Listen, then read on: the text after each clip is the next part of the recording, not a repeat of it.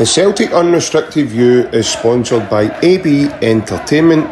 It's a DJ and entertainment business. And we are also partnered by MCM Framing Services and Hoops Memorabilia. Both our sponsor and our partner are on social media and can be found on Facebook or Instagram. So feel free, guys, to check them out as they offer fantastic services, and enjoy the upcoming episode. Hail, hail.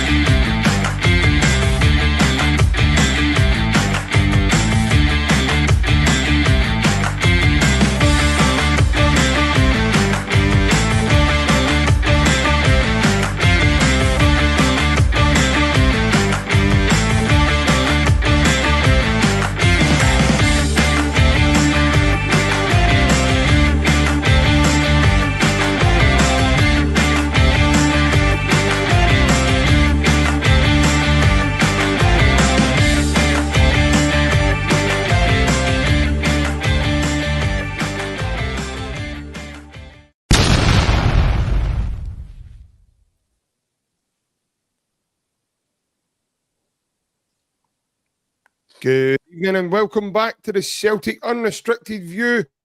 It's myself, JP, and joining me this evening, my good man, Mr. Ryan Clifford. And we've got a brilliant guest for us tonight, guys. We've got Mr. Barry Bannan, the captain of Sheffield Wednesdays, joining us also. Baz, it's good to see you, pal. It's good to see you smiling also. Can only mean one thing. The Hoops are winning, and they're winning well. That's it, mate. It's good to be back on. Especially after the other night watching the game and back in the Champions League where we all want to be watching them. So I am looking forward to touching a few of the subjects tonight because, like you said, Celtic winning again in the Champions League, winning by a big margin was brilliant. Yeah, and just as Baz says there, Ryan, not only are we winning the Champions League, but we scored 5 goals as well. And it was 5 different goal scorers. So, lots to get through, mate. Lots of excitement for us. Sean Maloney been up at your house again, dropping hoodies in again, me man. It's good to see you. Hope you're well. It's good to see you back on. Aye, we Sean gave me a different kind this week, mate. So, like you say, Celtic's going 5 in Europe. It's not something we can say very often. So, normally sometimes we're getting beat by 5 goals. So, it's good to kind of change that narrative about that. And fantastic performance. People might complain about how good Bratislava were or how good we were against them. Listen, it doesn't really matter. You've got to beat what's in front of you. And for us to score 5 goals Europe is fantastic. So we can all be positive and it gives you a bit of belief in the next 2 games because we know how hard they're going to be. So it's all positive at Celtic at the moment, and it's always good to chat about Celtic, mate, when they're winning games. It is indeed, mate. And like I said, obviously I was in attendance on Wednesday night, and Baz, to be fair, like I say, not only to get off with a win. God, let's face it, we know how hard it's been for Celtic to win in the competition, but to go and do it so comprehensively. And I want to get away from this narrative that people keep saying, oh, it's only SLOVAN Bratislava.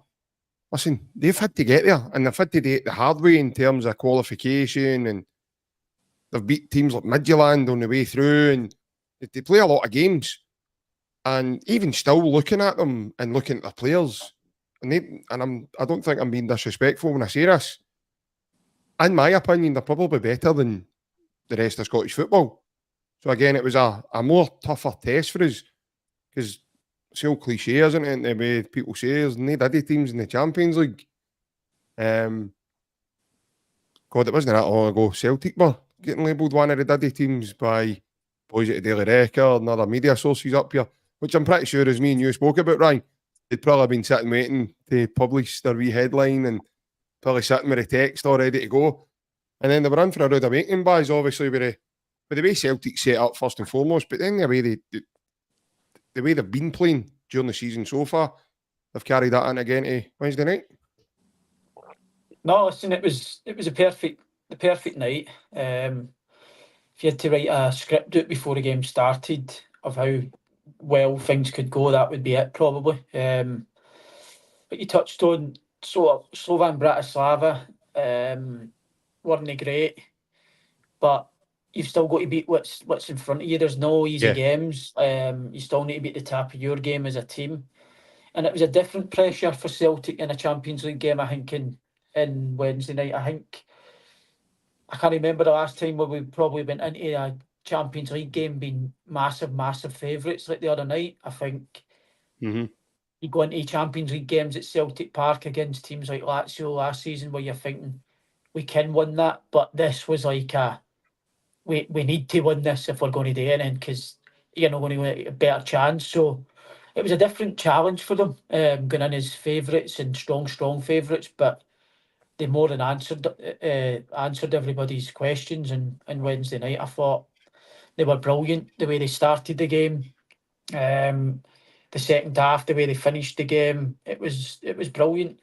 Start to finish, the energy that they showed as a team was unbelievable. And I think if you play with that energy and that quality that they showed the other night, especially at Parkhead, they'll be a hard team to beat. It's obviously going to be more difficult now in the next coming weeks. We've got 2 big away games that's going to be different, going to demand different things for the squad. But I think for confidence-wise, the way they performed the other night in the Champions League, it's only going to add to the confidence levels of that squad. They know that they can win in the Champions League now. They know they belong there. But let's not get it twisted. Like, these next 2 games are going to be really tough games. But the way they played the other night, you go into these games fearless. I know we had most of the ball the other night, but there was times where we sat in as well and let them have it and then hit them in the counter. So that bodes well for these away games, because we can do a bit of both. We can dominate games and we've got speed in the counter, so that could help. We go into these tough places away from home. If you need to sit in and hit teams in the counter, we know they've got the pace in that front three that can get you up the park. So I'm looking forward to seeing where we really are in the next couple of games, because I believe for watching Celtic this season that they can compete against the good teams in this Champions League. I know the other night a lot of people say it's an easy game, they should have won it. They did win it, and they won it comprehensively. So I'm looking forward to the next 2 to see where we really are this season. But up until now, no complaints. I think they've been faultless all season. Yeah, Baz, but in terms of the way Celtic are at the moment, I've picked up a difference from last season in terms of the speed of their counter-pressing, which I feel is helping us with staying in their half. I mean, you saw the first half the other night. I mean, Cameron Carter-Vickers and Liam Scales were 5-10 yards in their half. Their full team was in defending. So I think our counter-pressing is massively helping along the lines of us keeping clean sheets even domestically, because if you win the ball higher up the pitch, it's highly likely, unless you're playing against a top quality side, someone like Real Madrid with the manpower there, they're going to be able to come through and get through that press. So you're always going to give yourself an opportunity to create more chances for your team. But what I've noticed with Celtic is, and I noticed it the other night, even when they scored their goal and a wee bit of momentum came away for the team a wee bit, I think they're starting to learn the tactical aspect of the game a bit more, Buzz, in terms of when to do certain things, when in moments in the game, you know, and then what I call game management comes into play, mate. And I find it very impressive, because when you've got guys like Rio Watati, Callum McGregor, even Arne Engels now, those guys can take the ball in tight areas and keep a hold of it. They're the kind of guys you can give the ball and other players can get a wee breather. They'll go a wee run and keep a hold of the ball, and then they'll play a pass into someone who's in space. So I think there's a slight change there, Buzz. And I think that's why a lot of Celtic fans now are getting excited, because of the change they can see unfolding in front of us. No, definitely. I think it helps when you keep a lot of that team have played in the Champions League now last season as well. We've lost one or two for last season's Champions League team, and we've also added a bit of strength as well. So you learn from your mistakes, and it's like anything in life. If you keep making the same mistakes, eventually there's going to come a point where you learn from them. And I think with this manager and Brendan and this group of players, Brendan's been around the block. He knows what it takes. He knows what it needs. And these group of players, yeah, basically we'll say the three Japanese boys, they're experienced Champions League footballers now, so they're very intelligent people. So maybe if you're no good enough, you need to be told 6, 7, 8, 9 times what to do. But these high elite professionals, they only need it once or twice and they'll learn because they're quality players. So I think you're starting to see that now where they've had a affiliate, they've seen what it takes, and I think now you're starting to see with the game management that you spoke about there when we went 3-1 up, they scored to make it 3-1. There was no panic. It was just back to as if they hadn't scored really straight away. And that's all about being there and done it and learning from it. And you can see the other night that they definitely learned. Their patience as well the other night was brilliant. I think it got to like 14, 15 minutes and you could see the crowd were expectant. They wanted a goal, but they never rushed at Celtic. They were brilliant. The patience in their play when it wasn't on to come back out and move them and tire them. I thought that was brilliant, and I think people say Celtic weren't great in the first half. They were much better in the second half. But all that work in the first half, if they never done that, you wouldn't get the second half performance. They tired them out in the first half, and that comes from game intelligence. They knew that they were fit in the first half. They knew they were causing gaps. They were making it hard for us to break them down. So they just moved the ball, kept it ticking along nicely. And then you see the start of the second half, we score 2 minutes into the second half. They were knackered. They were dead in their feet, the SLOVAN Bratislava players. And I think that comes from having that experience in the Champions League and watching other teams. I think they probably took a lot for that game in Madrid last year when we got hammered, when we went down to 10 men, at how patient and how they moved us around. I think they've probably watched that.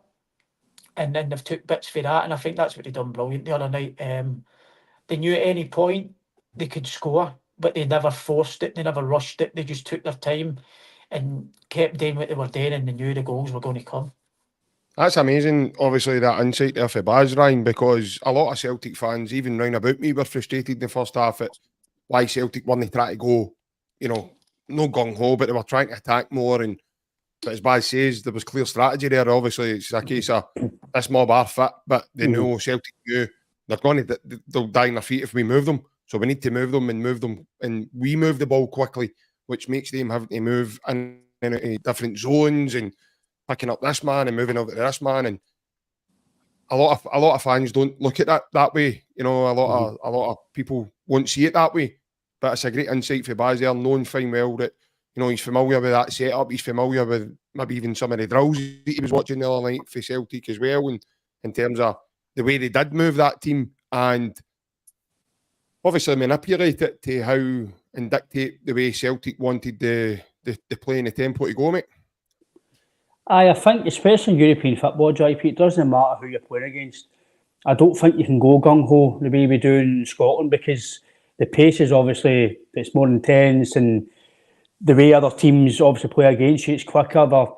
Some of them are better than, a lot of them are better than what you play in Scotland. So you can't really play the way you play all the time in Europe, because that's when obviously your fitness will get tested even more as well. So I do like the fact that we did go and attack when we had to, but we did obviously sit back and, like Baz says, we let them come towards us a wee bit and then go again. It was similar to the game against Real across the water in the derby game. We let them have it for a wee bit in the rain half, and then we went counter pressing. The big difference for me this season, the big difference for me is it's the way we're going forward. It's just so much quicker. And I think the majority is due to the goalkeeper. For me, Schmeichel has been an absolute amazing signing so far. Early days, but I don't want to obviously jump the gun on him and Engels and stuff, but just there was a first bit, obviously where I sit, I'm right basically behind the goal line, and the first few minutes of the game, there's a bit on Twitter and it kind of flashed my memory back to it. He's organising the game for the back. He's telling Scales where to play. He's telling Johnson where to go. He's directing the play while he's playing the ball. He's telling McGregor to go and play it while he's passing.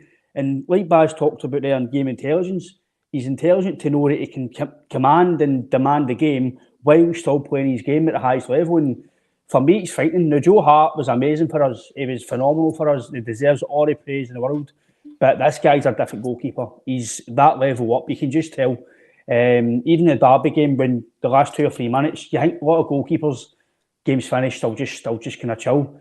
He's sharp as hell for saving the last 2 or 3 saves. So I think, don't know what you feel on that, Baz, but obviously the way you play as well, you like to play for the back and it's quick and he's trying to kind of play attacking football. For me, the goalkeeper's pretty vital in the way Celtic want to play, but do you think the way Celtic want to play in terms of football in general, that type of style, your goalkeeper has to be good with the ball? Yeah, I think he's definitely, he looks as if he's an upgrade. I think, like you say, Joe Hart was an unbelievable servant to Celtic. And I was kind of a wee bit devastated when he left because I thought last season he was brilliant. It was probably his best season in the Celtic shirt. He was obviously a leader as well, but I think with Kasper Schmeichel coming in, I think, like you said, his distribution's been second to none so far. And for Celtic, what to play out for the back, I think a massive thing is that Kasper's done it, and I think it was more prominent under Ange, where when the ball goes out, it's coming straight back in and you're off. Celtic were doing that unbelievable the other night because sometimes when you wait for teams to set up, it's hard to then build up for the back. But Kasper's getting the ball in straight away and it's out, and the team are still thinking about their last attack that they've just had. They're not even ready for it. And that's the thing that I noticed the other night. As soon as the ball goes out of play, it's back in and Celtic are starting an attack. They're not giving the team a time to set up and stop them from playing out. So that's a massive thing that I've noticed compared to last season. I think it went away after Ange left, that obviously there was quick throw-ins, quick corners. That kind of didn't really happen last season. But I think you can see again this season, and that's a massive thing that I've noticed this season is the restarts have been a lot quicker, no waiting on the teams to set up. Even the short corners the other night, they done really a few short corners that were brilliant. So I think that and the counter press has been massive this season compared to last season. But like you said, I think the goalie's made a massive difference. They're just a calmness. You can go back to him and put him under a bit of pressure and you can see that they're all confident. He's no phase and he'll get them out that pressure. There was a pass the other night that he played to Cal McGregor in the first half. It was like a straight pass that was probably 2 inches for getting cut out for their striker, and it's a goal. I was the one in the first half. McGregor was in the penalty spot, wasn't it? And he played it to him. Aye, so he played a 1-2 with him, aye. Straight to him. Aye. It was beautiful. So just wee things like that are massive in getting out of a press. Say that doesn't come off, teams can go under then and then start to kick it and go away for your game plan because you've either conceded or you've gave a chance. But you can see with a Celtic team now that confidence is sky high all over the park, and every one of them's at the top of their game. Yeah, that one you specified on there. That came from an array of passes which led to that Maeda chance that went over the bar in the first half. That was a passage of play that we played out for the back, and then we played through the midfield. And I think it was Vice that tried to challenge Johnston, but he's kind of shielding the ball, takes the ball away with his right foot, and then I think the ball goes to right through the gap. Kind of Johnson curls it into Maeda, and Maeda beats the offside trap, and that's the one he kind of put. I think that was Celtic's first chance of the game, and he just clips it over the bar. But obviously, again, if Maeda did the majority of the things he done with quality and he was finishing some of that stuff, I think Maeda would be one of the first exits out the door, Ryan, in January, because I think we've spoken about it, mate. He is quite frustrating sometimes with with the end product stuff, but the rest of what he does for the team, mate, I don't think we can argue at all. No, I think similar to what we spoke about before we come on, this hasn't been disrespectful to Daizen, but if he had a football brain, I don't think he'd beat Celtic, because he just runs about and it's just, when he gets the ball, it's all the time. He can't manage, he just goes, he's just get that and you see, right, I need to go. And that's just built into him, and I do kind of concur with the manager that he's one, if not only players in the world that does that. Some players do it for a wee bit and stop, but he's 90 minutes, man, and the guy just doesn't stop. And for the lack of maybe some bits of quality or lack of technical ability, forget about that, because what he does for that team in terms of that is priceless. Baz, you know yourself how hard it is to do that for 90 minutes yourself and be at your best for 90 minutes, but to constantly do that and drive forward and keep doing doggies and keep wanting the ball and keep running at defenders, to do it for 90 minutes, Baz, that takes a lot, mate, I would say. He's my favourite player now for Celtic and has been for a while. I think his brain's high level brain. I think his brain's unbelievable. Because he's pressing, you can't.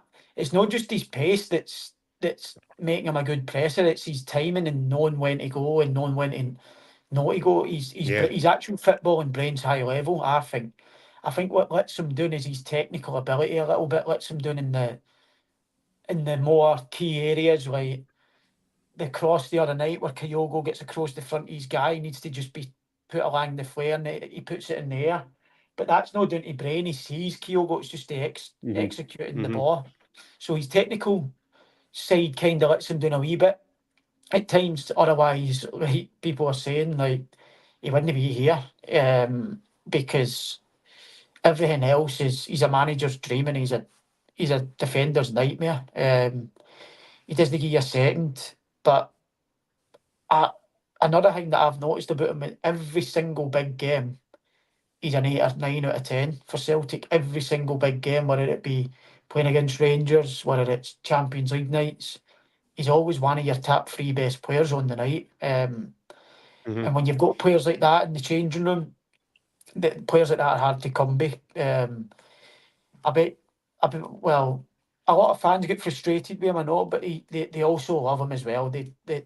Parkey loves him, and I guaranteed his teammates he's probably one of the favourite ones to play, because he does everybody's running for him and his own running. So yeah, he's the only guy I know that can sprint to press somebody down, close somebody down, and then complete the sprint and then restart, just keep going and re-sprint that to the next guy and not be knackered and just start again and chase back and go and chase the fullback away down into the left back area and tackle him, and it's absolutely phenomenal.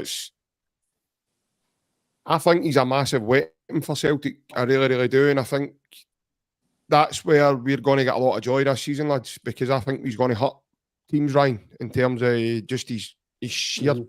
I think what's happening now is because of the way he plays, right? I think he's now becoming a presence. So when teams now see him, they're fear. Man, I mean, look at Tavernier.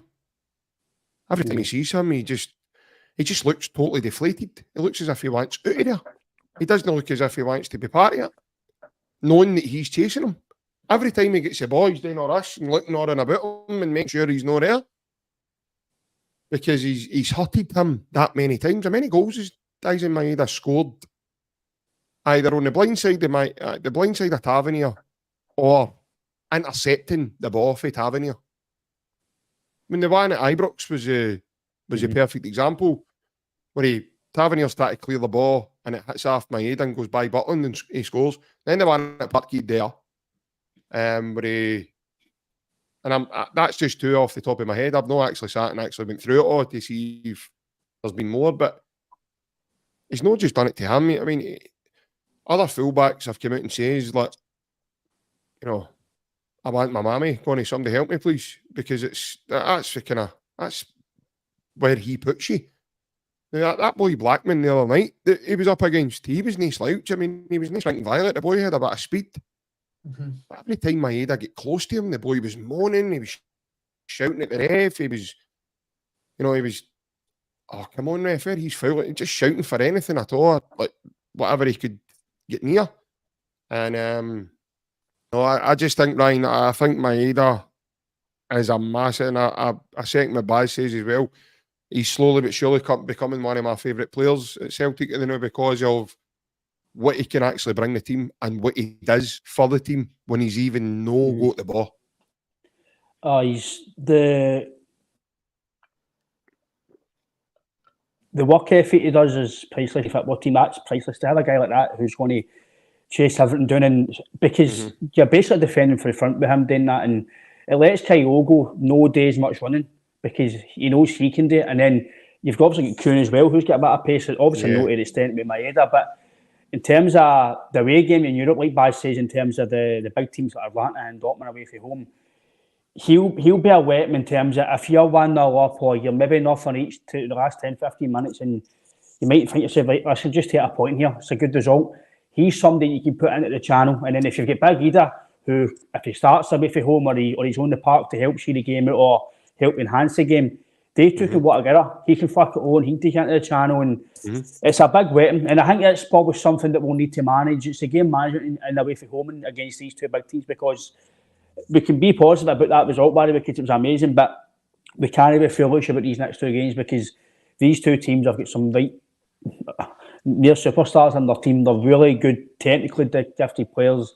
They've played in European finals, have won European finals, played at the highest level in World Cups and Euros and everything else. So we can't be foolish about the next two games. Be positive and absolutely to the hilt talk about all the positivity of the results, scoring 5 and getting another result in the Champions League and gain the team belief. But we will need to adapt a wee bit to especially the Dortmund game, because the Dortmund game I think will be an amazing atmosphere and they'll be right up for it as well. Obviously, results-wise, when they play us, who knows if they come back after 1 or 2 bad defeats, who knows. But I do agree with Baz in terms of we can be really positive about that result, but the real Celtic Europe, or if we've changed at all, or if we've got any, if we've learned, I think that's a big word. The captain keeps using it any time we get beat in years gone past. We need to learn. Hopefully now that's it, kind of clicking in under the manager. We've got things changed. Obviously, Man City and Chelsea in the pre-season, we can't really judge too much because it's pre-season, but you've seen the wee tweaks what he could do, and I know the manager mentioned that's what he maybe used the games for, the European games. Who knows? But I do feel that I think Baz is right, JP, in terms of the European games away from home going forward. The next 2 games, they'll be the games I think you'll see where we really are as a squad and where we are as a team and where the managers go is for the campaign. Yeah, I think, look, I've said to you lads before, I think especially domestic football, if it was a computer game, then we would have completed it millions of times. And at this point, we'd probably be fed up with it in terms of the league and everything else. So I think this time, guys, I think this is where Celtic are going to get their kicks from in terms of really testing themselves. And I think the difference this year, Baz, is obviously Brendan came out and saying that he's very comfortable and this is the most organised he's been going into the Champions League and stuff. I think we can see it. I think obviously the feel-good factor and everything's there, and obviously it's whatever they're doing on the training field, mate. It's churning onto the pitch again. So I do think on the flip side that we're saying, the Dortmund game is going to be difficult, which it will be, obviously, because we're away from home and everything else, and you'd expect that because they're a top side and it's the Champions League and everything else, as well the Europa winners from last season at Atlanta. I don't know. There's a wee glow about the Celtic team now, Baz. I just think these lads, this year they fancy it, mate. Well, they definitely fancy it because, like you said, they've won every game they've played this season, which breeds confidence. They've obviously had a look at Chelsea and Man City in pre-season. I know Man City's team was depleted, but they still had some big players playing for them. Chelsea was a strong team. So they know they can definitely compete at the level, but it's a different ball game when it's in the Champions League, and there's pressure on it, and it's not like a pre-season friendly where you're making changes at 60 and there's a whole different team coming on. It's Yeah. the here and now, it's the real stuff. But they'll definitely be confident, like Brendan said. He's had a full pre-season. He's happy with the players he's brought in, and he's happy where his squad is at the minute. But that can be a happy way. We're coming off the back of 7 or 8, 9 wins in a row. You know what football's like, it can change like that. And like I said before we come on here, we could be as high as we are tonight. You know what football's like. We could be here speaking 3 weeks down the line, and we've lost back-to-back Champions League games by big margins, and it's like we're back to where we've been the last few seasons. So that's why I'm happy, because I've seen my team winning in the Champions League and winning convincingly. Yeah. So I'm obviously delighted and over the moon, and never ever. Me being a footballer as well, I know how hard it is to win games. It doesn't matter who you're playing against. It's still hard, especially in the Champions League, to win a game of football. So you can never take that away from that group of players. But like I said, I'll judge Celtic and see where they're at after these next couple of games in the Champions League. I think that's when we'll find out where we really are, because we've never had a problem at Celtic Park, really, unless we've played against the top teams. Even last season's campaign, we should have beat Lazio at Celtic Park.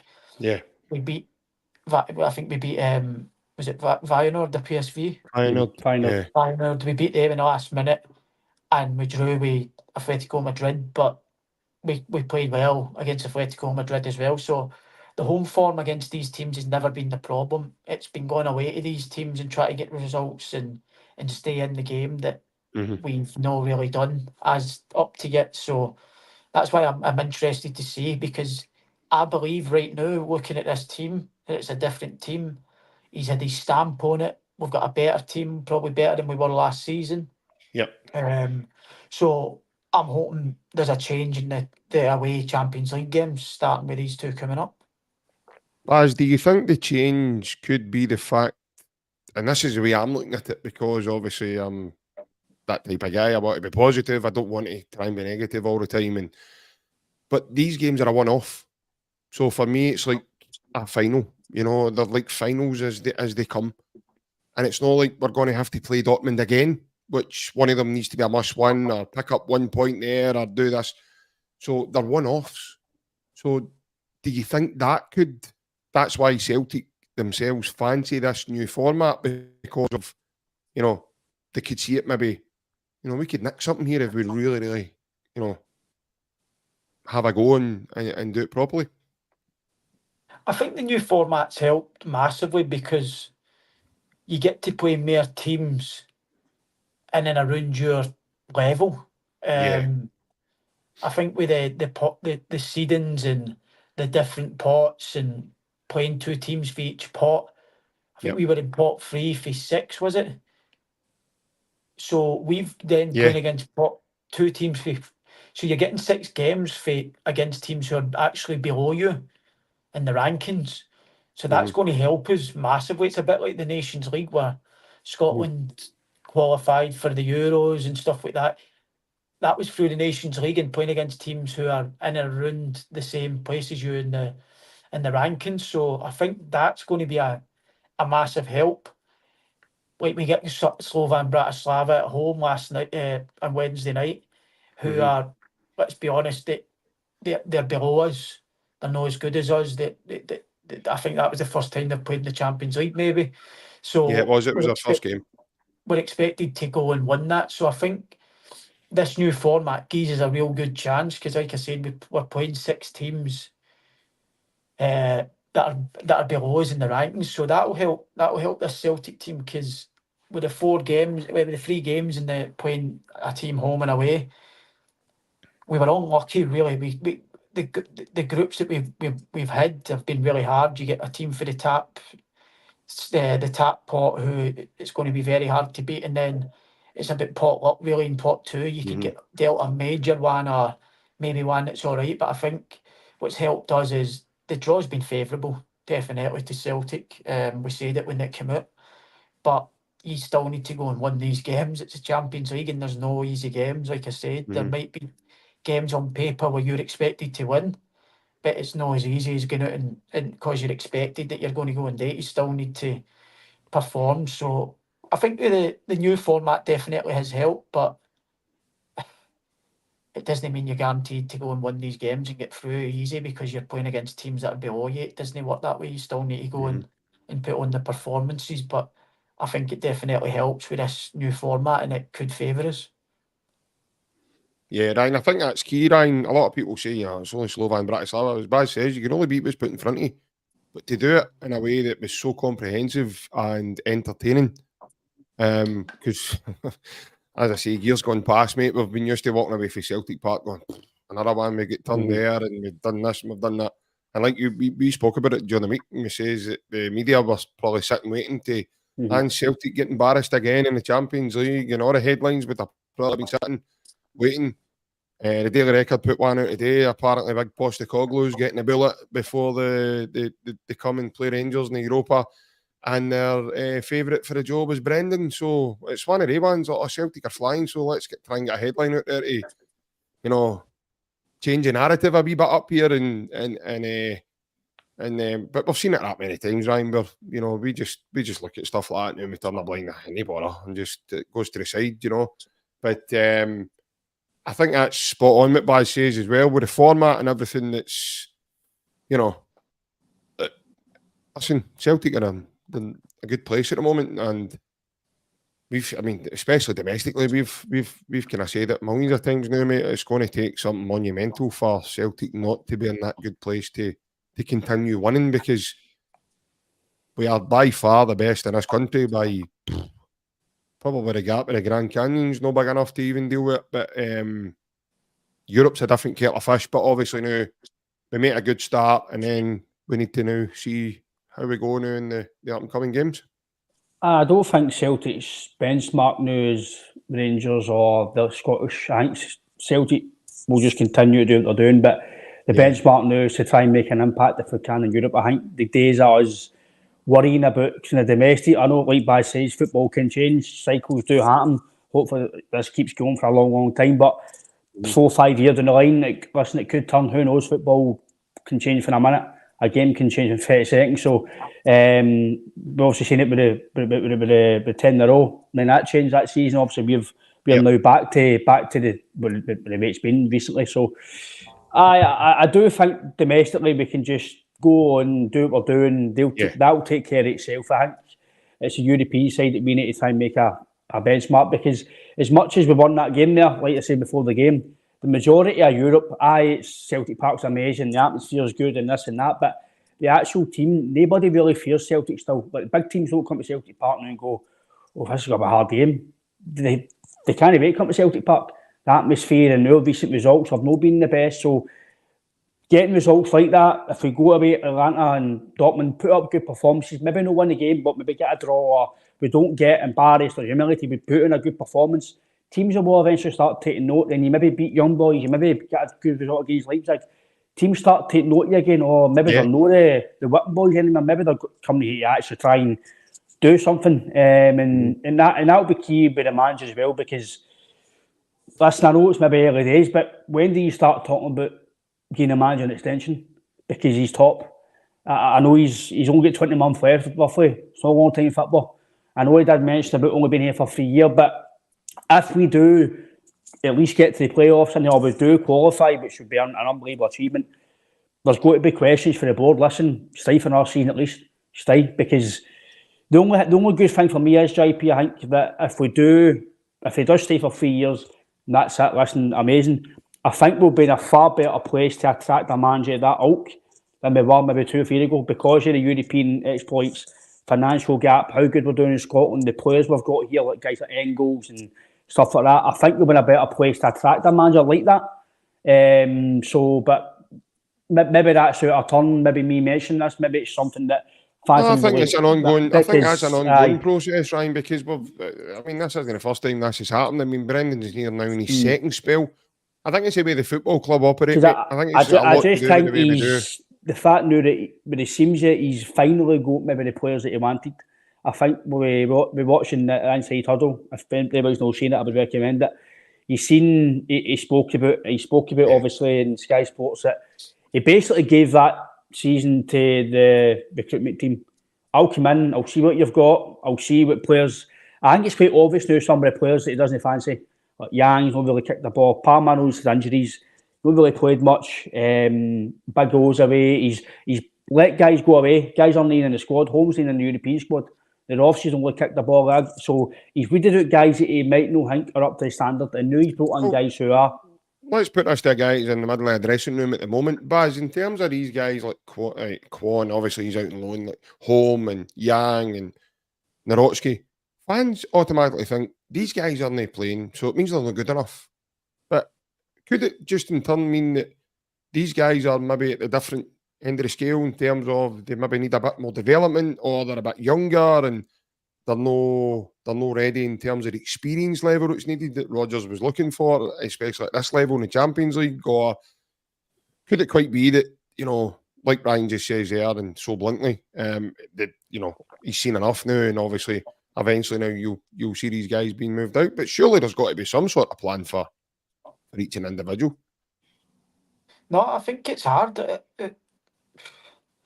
It's hard to say that they're not going to be there, they're not wanted, but how do you get into a team that keeps winning every single week? Yeah, I know. You've got players like Arne Engels who's came for big money. He's getting on, but he's not starting in the big games because the wee man up front's on fire. You've got Trusty that we signed for 6.5 million, no started a game yet, because Brendan's seen them and thought, you're no for me. It's because the people who've got the jersey at the minute are not letting go, and I think that's what it boils down to. It doesn't make these players bad players. It means that the people who have got the jersey are doing the job, and they're not going to lose that jersey until you start underperforming. But right now, at the minute, they've started the season unbelievable. So these players are never going to get a chance. They might get the odd 20, 30 minutes here. We might see changes against Falkirk and Sunday. But I wouldn't look at it now and write these people off and say, oh, they're not playing. Brendan can't fancy them. These are good players. We've seen Louis Palmer had double assists, double goals, I think, last season. His output was unbelievable for a winger. And the amount of games he played, he doesn't become a bad player overnight. It's just the people who are starting at the minute have been the lucky ones who have been picked to start the season, and they've started it really, really well. So they keep their jersey until performances dip. And right now, no performances have dipped. So the new signings being the big, like Trusty's coming in, he's probably thinking he's coming in to play straight away. But Brendan showed that if you're playing well, it doesn't matter how much you've been bought for, or if you've came through at Celtic for a few years. Yeah. If you're playing well, you'll keep the jersey, and that's the way it should be. I think Liam Scales is a perfect example of that. No put a foot wrong, performing really well. The 6.5 million defender has to wait his turn. But like I said, it's a long season. There's loads of games. These boys are going to be called upon at certain points of the season, and I'm sure they'll all be working hard and they'll all be ready, because you can see the other night, Jamesy comes on and Arne Engels comes on. The two of them play a part in the goal. Jamesy sets Arne Engels up. So it looks as if they've got a good. It looks as if it's a good group of boys, and that comes from the manager and the captain leading them. You can see how happy they are for their teammates when they're winning. They're all celebrating in the dugout, the subs and stuff.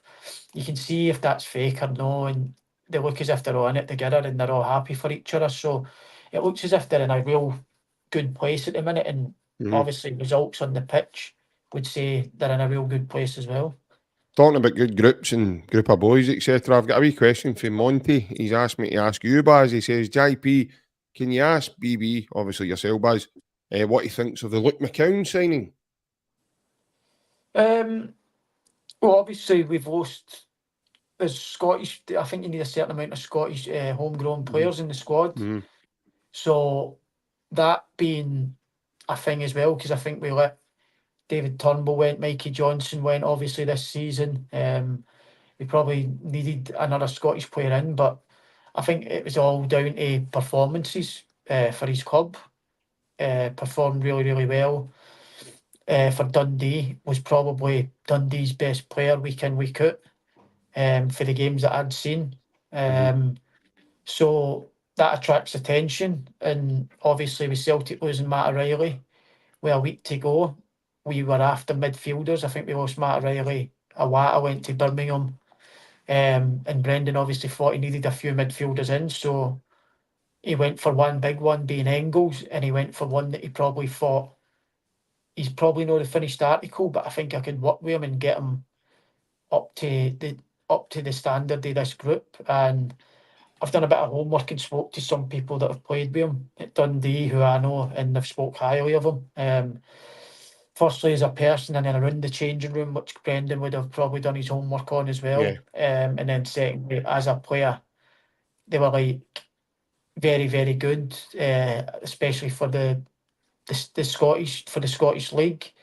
We'll stroll it, but you need to wait and see at Champions League. He's not played at that level yet, so that'll be one that we'll need to probably judge later on in the season. But I think it's a very intelligent signing. They've not splashed a lot of money on him, so it gives you time to work with him and work on him and make him better. But I think he'll play a big part this season as well. As I said, Celtic have got loads of games domestically and in Europe, so everybody's going to be needed, and I think you'll see McCowan play a lot of games for Celtic this season.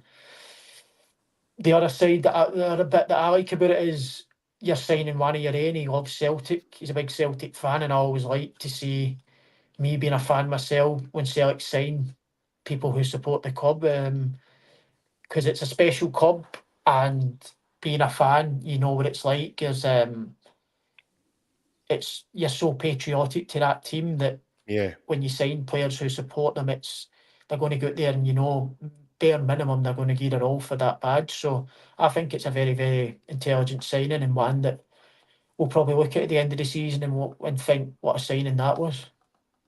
I know we've only managed to see a couple of clips of him, really. He came on for a short space of time in the derby, and then obviously at the weekend he scored against Hearts in his kind of second game for us.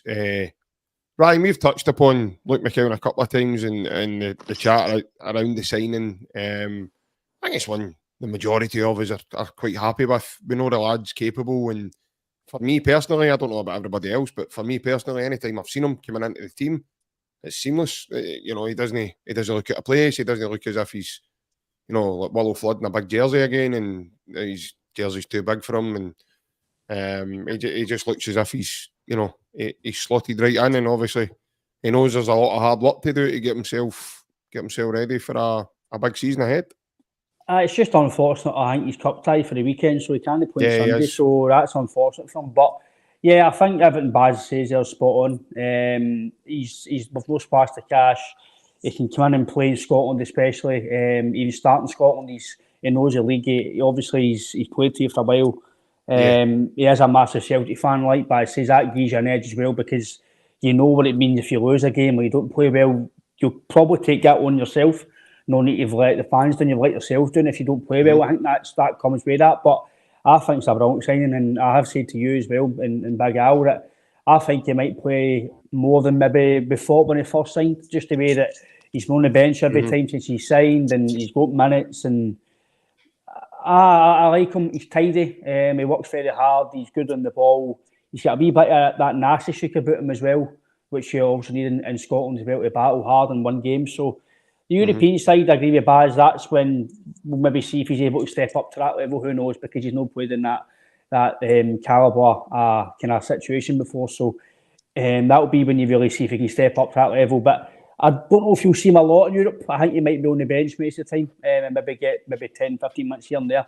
Maybe no, might surprise us. But I think they three in midfield and Bernardo, I think they'll be very hard to dislodge. Even Bernardo was amazing against Rangers. He done well when he came on against Hearts. He done well when he came on Wednesday. But I think he knows. I watched the presser the other day, and he's like, I gave him a bit of a squad. If I play, I play. If I don't, I'll support the team. And I think Baz is spot on there. Obviously, Baz will know himself, been in many dressing rooms. That you can have all the talent in the world, but if you're a bit of a bad egg, if you're not a good teammate, if you're not a good person, good personality, it maybe no bodes well but when you're playing. So I think that's key as well, that he's obviously a good guy as well, according to what you hear about players. So that's obviously going to bode well for the squad as well. Having good guys in the squad, that helps your team. 100%. And obviously, if it doesn't go well with Celtic for the boys, he's always got a darts career he can fall back on. Do you see him playing Big Kev Kyle like that? Aye. Looks not a bad wee darts. Anyway, looks pretty good and pretty handy around the dartboard. Aye, let's hope it's not just the dartboard he's hitting doubles on. Let's hope we can continue that this season and get more out of him. But while I've got used to here, I thought it would be ideal time to kind of bring this up just now. Ryan, I kind of brought this along tonight for yourself, mate. I'm just needing basically the finishing touches from yourself, wee man. And as you can also countersign it as well to make sure that you've witnessed this going ahead. So what I've brought up a Liam Scales apology form here for my good man, Mr. Ryan Clifford here. And you just need to put a date and time there, Ryan, at the top there. And then there's a wee signature required at the bottom. I just think this is a great time to don't be taking a miss Virgil van Dijk and all that, just miss that box out. And but I'll get Baz to counter-sign it as well. We can all see that you've said sorry, and he's got the keys now to get into your man cave instead of your cupboard now. No, I think Liam Scales, listen, I'm not going to go back on what I said, because you can only go on what you see at the time. Nobody can hindsight how a player's going to improve in 6 months or 2 weeks, or you can only talk about it at the time. And there's still aspects of his game, especially some of the passing, that if you play against better teams, i.e. Dortmund and Atlanta, listen, it could punish you. And that's the things that I've figured through these games. Then I'll go, do you know what, fair enough, maybe the boy can play at this level, and I'll go, right, brilliant, continue it. But you can't go back on what you say, because at that present time, I still feel I was right to say what I was saying. A lot of fans were right. There's still parts of his game, he was making silly mistakes under no pressure, and at that level, you play better teams, they'll punish you. So praise him, brilliant. He's been flawless so far. If it continues, then I can go, do you know what, fair play to Liam, you're proving me wrong, you've proved a lot of support, Ryan. But he's got to continue at Celtic. You can't have 3-4 bad games, so you've got to continue at this level, and hopefully that's the way it can go. But no, I'm never going to apologise for saying at the time that I feel that there's parts of his game that were not up to scratch.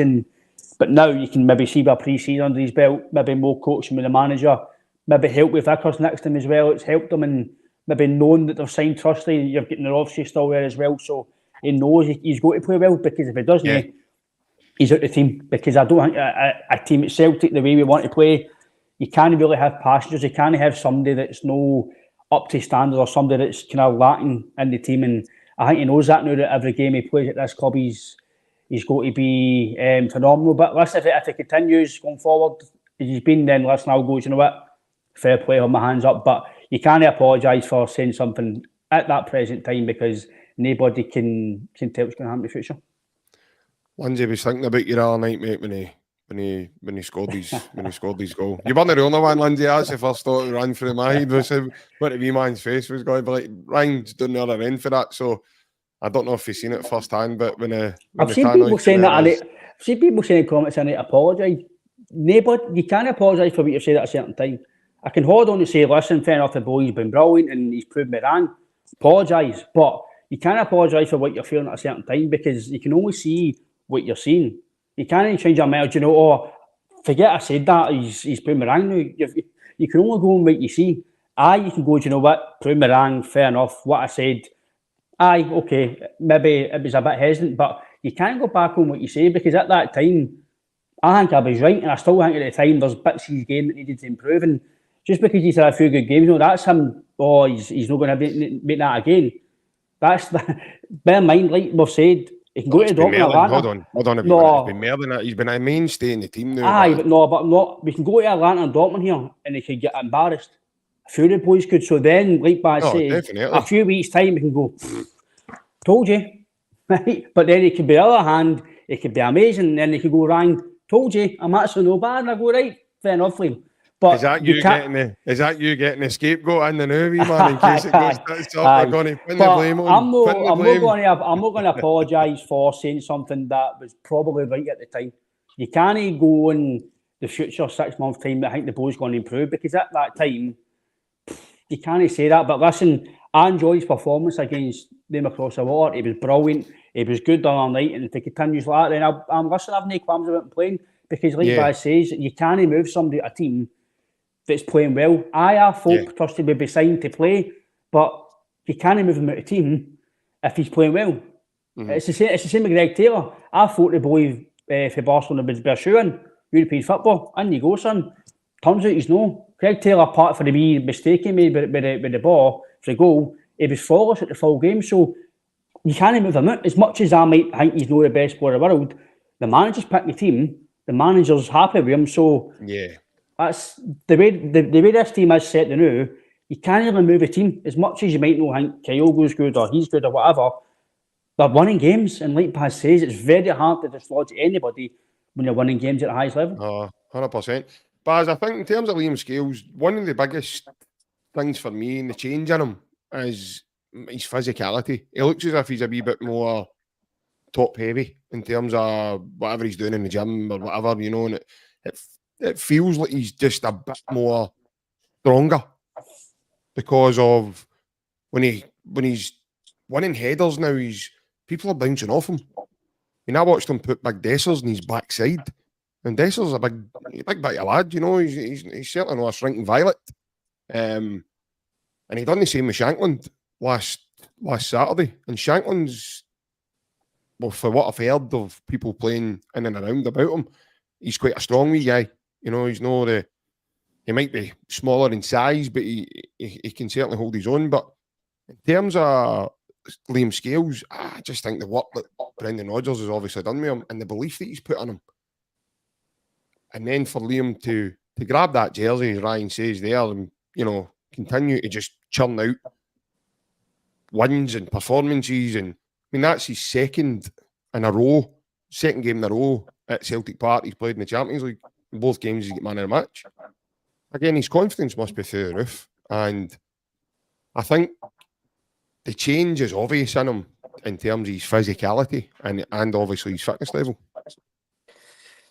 No, he's definitely improved. He's got a lot better in the last year or so, but he's playing in a very good Celtic team. Who are very, very dominant at domestic level.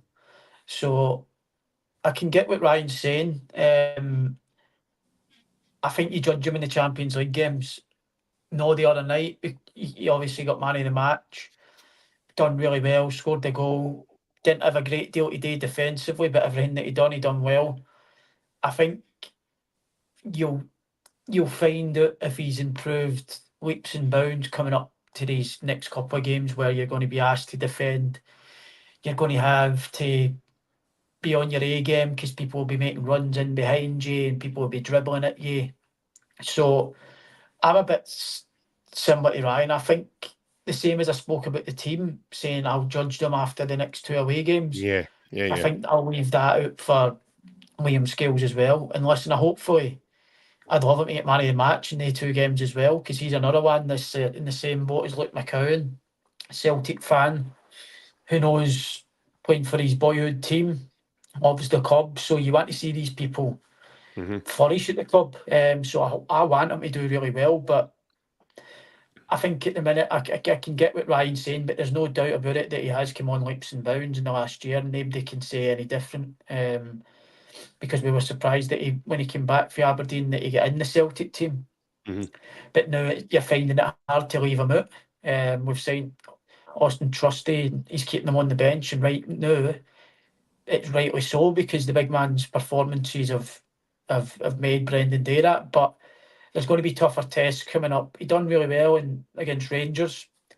But then again, as I say, Celtic were the dominant team. They had to defend bits and bobs in that game. But I think in Europe will be where you can say, right, he is a Celtic centre-half, no matter what now. I think we'll find out at the end of these 8 games or whatever it is that we're going to play in the Champions League. I think after this campaign, we'll be able to say, right, but the jury's not out anywhere. You need to say, listen, the boys come on leaps and bounds, fair play, he's a Celtic centre-half. But I think up until then, we need to just go easy because, like I said, he's definitely come on leaps and bounds and deserves to be playing in Celtic's team at the minute. But as I said, football can change and in the blink of an eye, and I think we've got to wait to see how this Champions League group goes on because, as Ryan says, we're not looking domestically at the minute because we're, with no disrespect to the teams in Scotland, we're head and shoulders above them all.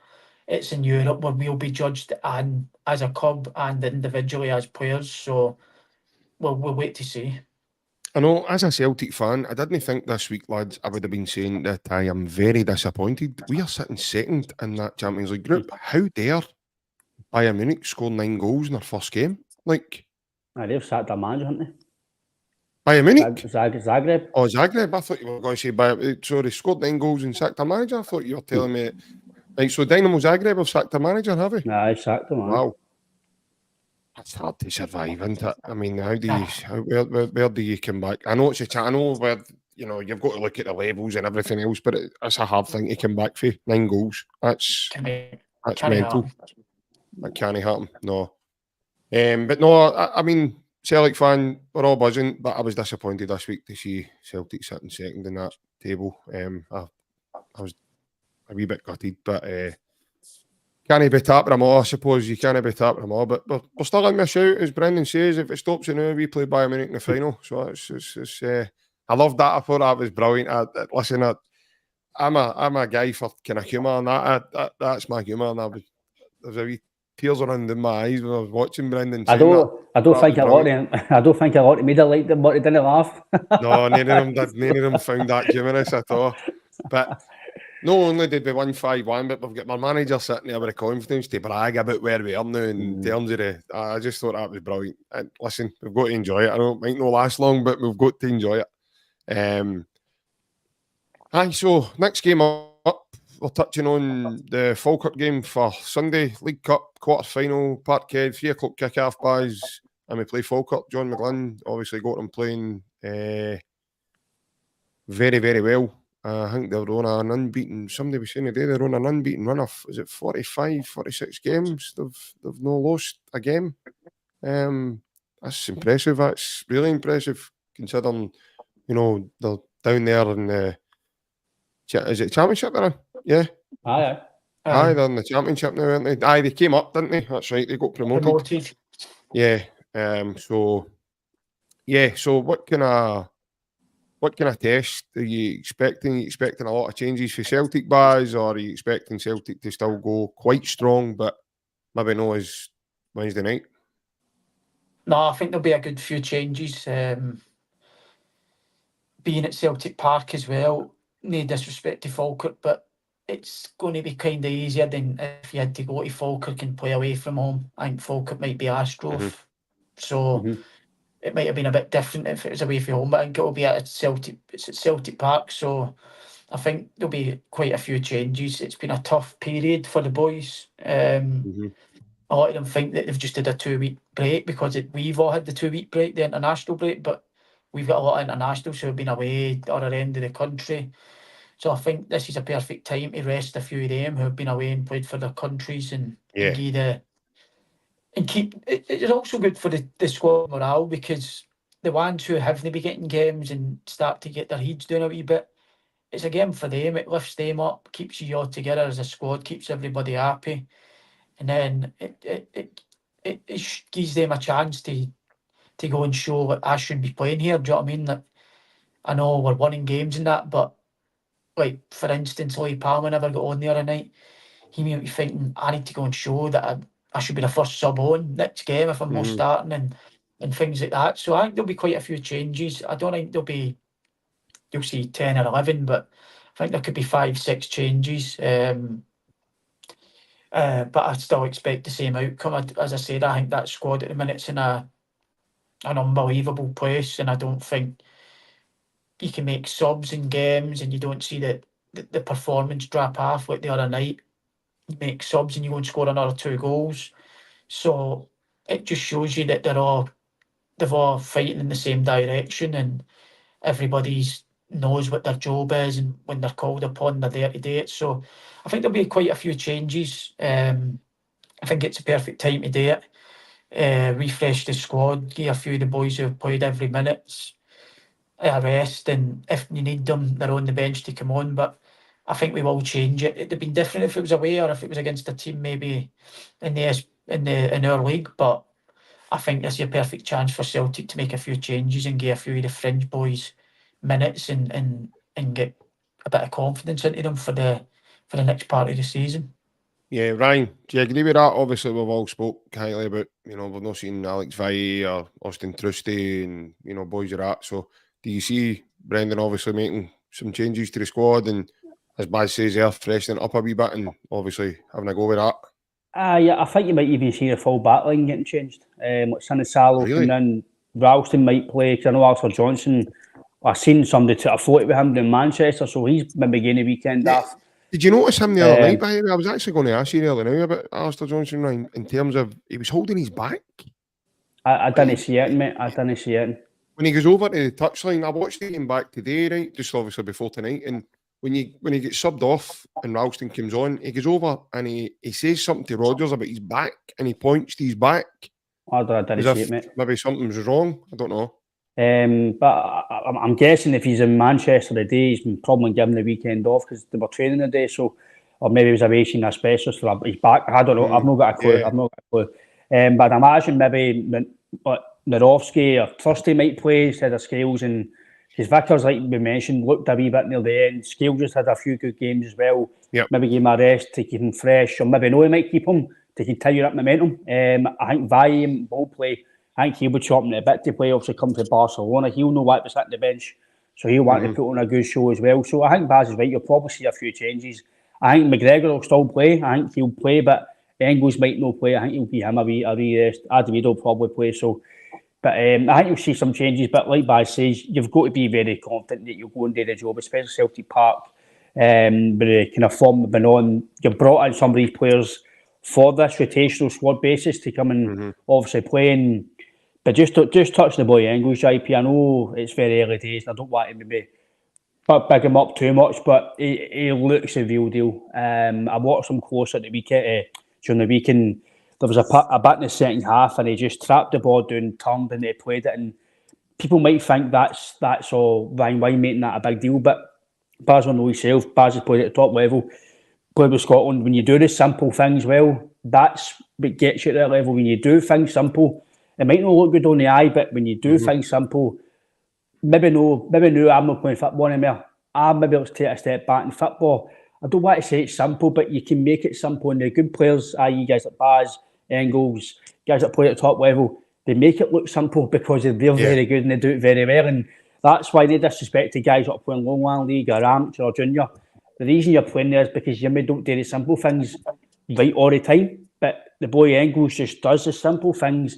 He knows it's like he's got that swagger that I know I'm good. I know I'm going to be here. I'm going to show you what I'm all about. The feed doesn't look like it's going to bother him. He's came here with first team experience. He looks like he's played here for years. He's only 21-year-old. He's sprinted this midfield and it's just effortless. I don't want to talk about too much because he is only here early doors, and like Baz says, he could have one or two bad games and the fans might go, we paid this money for you. What's happening here? But I really do think that I don't want to jump too much, but enjoy him while he's here because he looks real deal, JP, and I'm really looking forward to seeing him this season.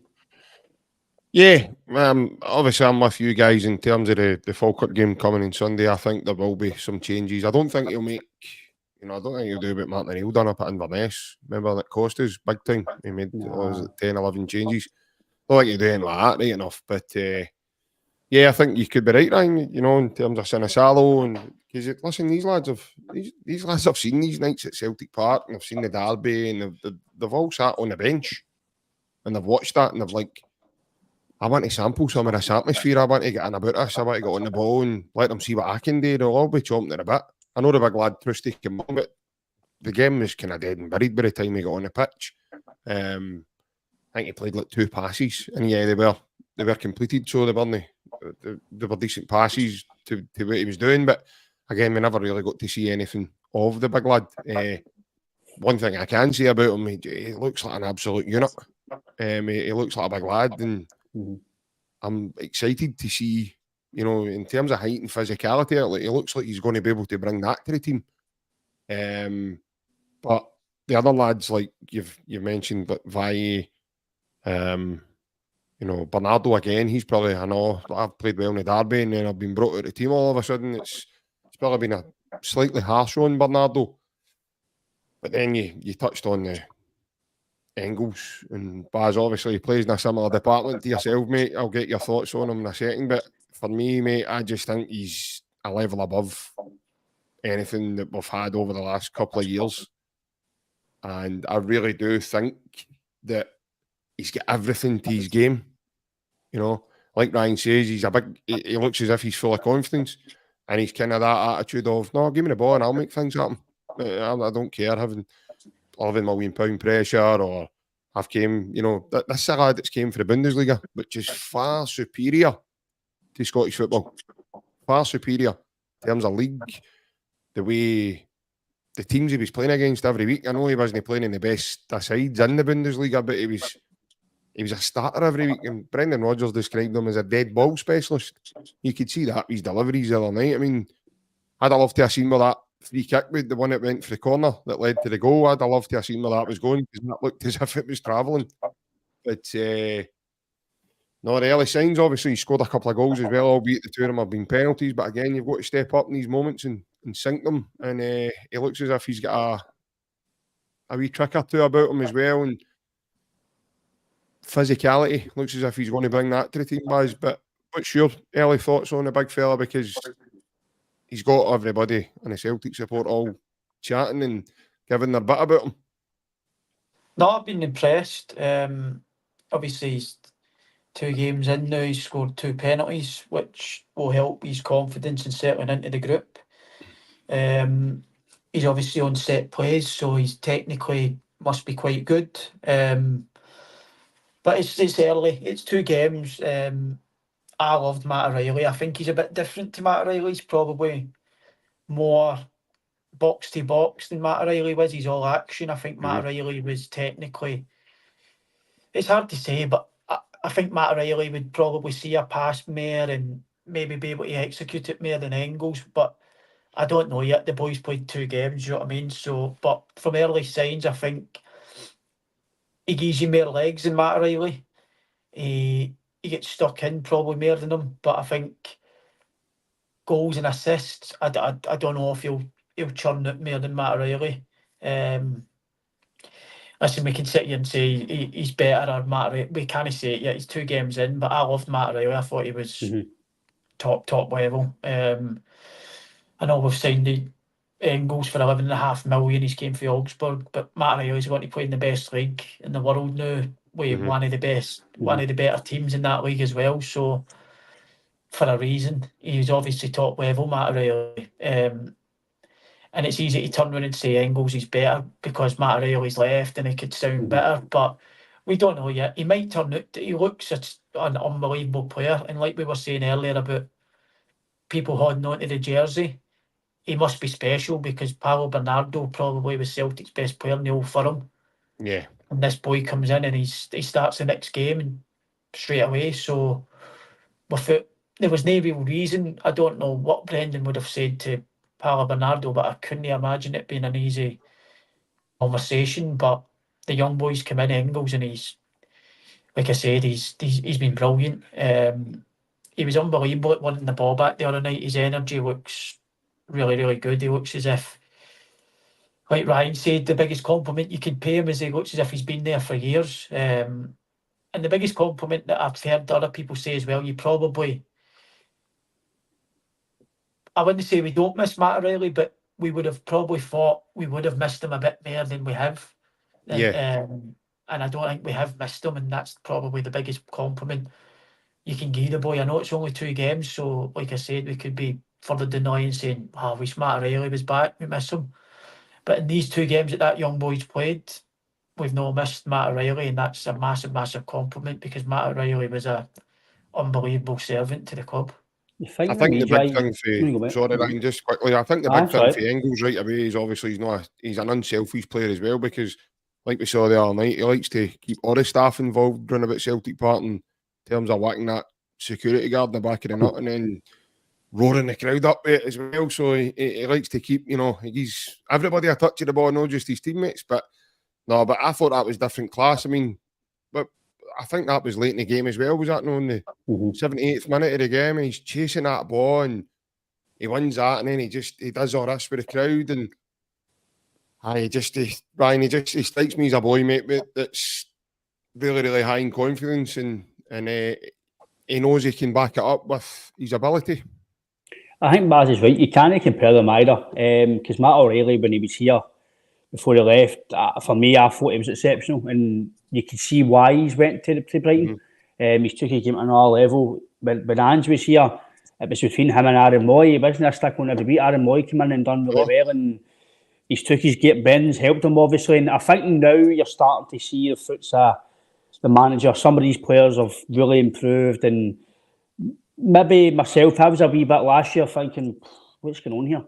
I don't see this Brendan Rodgers team. I know that it was possession-based, but it just didn't look like a team that he managed. But now he's got some of the players that he wanted in. You can maybe see that difference now, that it's a good pre-season again with his recruitment, his message getting across. And there's probably an argument that people are going to start comparing now to Ange. Is it better than Ange's style of football the way we're playing?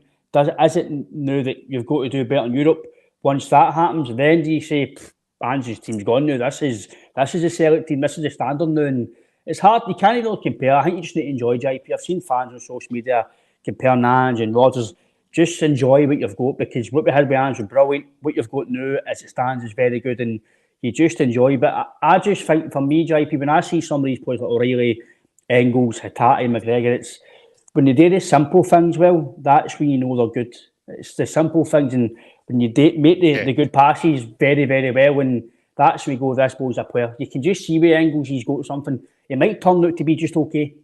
It might not be this superstar that maybe I think he will be, but the fact that he's early on, we've seen it with certain guys, we've seen it with Abelgard. No, was it who was it that came in? Quan. Wasn't he? Us three were on the phone Abelgard made his debut against Leipzig, and they were like, this guy has lost his It was Quan came on against Wolves and it looked okay, and I thought, oh, this boy looks good. But then he played against Bilbao and his head was just gone, and he's nervous. I don't know if he was wanting to fight, but then you look at Engels. This Engels will be top. Aye, that's what I mean. But the difference with Baz, he's come in right away against Rangers. Looked like it's like a duck to water. He looked as if he'd been there. He looked as if Aye, that's what I mean. So for me, that's me thinking. We've mentioned JP. When you've got quality, it doesn't really take you long to adapt. It's seamless, and I'm probably bigging him up too much here, maybe, but I just think the boys just enjoy him when he's here. If it's 2 year, 3 year, whenever it is, because listen.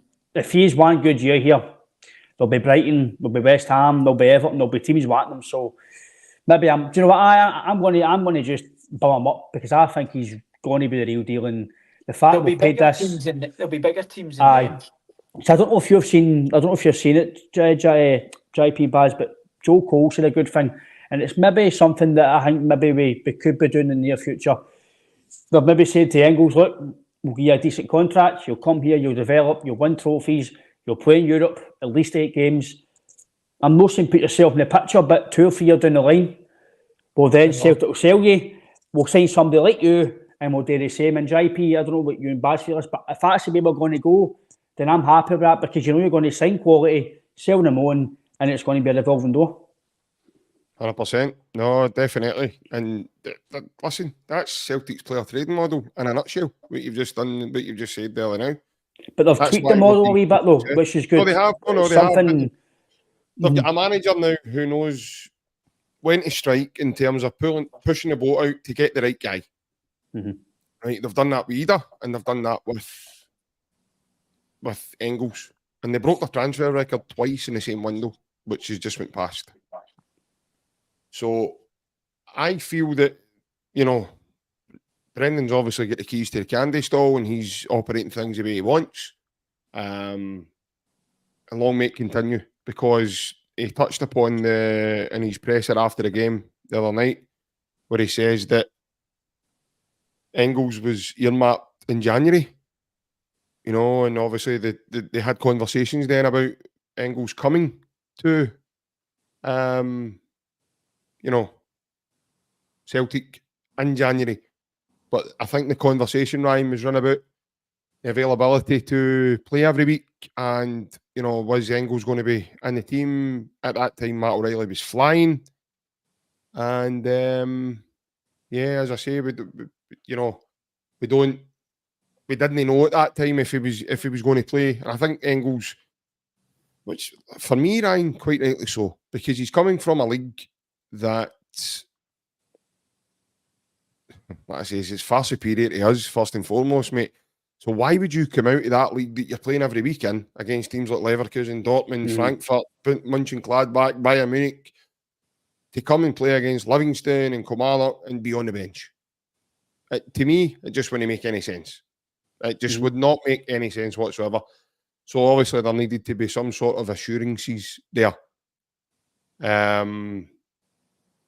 wouldn't be surprised if the Polish lad, Matthias Bogus, you know, was of the same mindset. Because these lads they might be young lads, but they're looking to play. They are looking to get in the team. They're looking to work hard. They're looking to, so they don't want to come from, well, certainly Engels coming from the Bundesliga to then be sitting on the bench. Because it just doesn't make any sense, mate. So I can understand, but that just shows you where Celtic's recruitment is, Ryan, in terms of they've earmarked this guy in January. They've had conversations, and then things slightly change, as in Matt O'Reilly's then going to move on, but it's later in the window, but this is why, you know, us as fans are all sitting going, right, what's happening? Why have we not made any signs? That's what we see from the outside. We don't know what's going on in there. And I think if, like Ryan touched on earlier, folks, I think if everybody manages to get to see that inside the huddle and just get to see what goes on in the dressing room and what's actually happening within I think a lot of people will be now in a better understanding, you know, the way the process took last season for, I think you hear Joe Hart talking about how Brendan just sat back and waited, and then when it came to the business end of the season, that's when Brendan stepped up as a manager and started to show people, no, to be at Celtic, this is what you need to do. But would that have happened? Was that not a reaction to Matt O'Reilly leaving? See, I think the Engels deal, but obviously you'd cut away there, but the Engels deal was earmarked in January, but Engels had a conversation with the manager, and he asked the manager about assurances to play. I think he was wanting to play most weeks. And I says to Ryan there, I can understand that, because he's coming for the Bundesliga. He's playing every week against teams like Dortmund, Frankfurt, Leverkusen, Bayern Munich. Why would he want to do that and come and sit on Celtic's bench at the time? Because we still had Matt O'Reilly. So there wouldn't have been a guarantee for him to come and play every single week. So I think what they've done there is perfect, because to me, Baz, it just seems that Celtic have struck when they've known that Matt O'Reilly's moving on. So, right, let's get Arne Engels in the door. So I think. Do you know what I'm saying? What I'm saying is, like, it's a reaction to losing somebody. So if we never lost Matt O'Reilly, the Celtic fans still wanted players in to improve the squad. Yeah. That happened if Matt O'Reilly never went. I think so, yeah, but I think, again, one of Brendan's pressers, he touched upon it doesn't matter if you've got maybe too many in. I don't think they'd have brought in the quality Engels, though. It might have been. I don't think so. As much as you want quality players in, can you really have two guys that quality no playing? Because Hatate's Bernardo and McGregor. One of them's going to miss out. You can't, because Hatate's probably going to play, and so is Kalmat. So you're then paying big money for somebody potentially to no play every week. And guys like Engels, that quality, like you've mentioned there, they're not going to come to Celtic. Listen, they might need to sit on the bench once or twice every few games to maybe get a rest.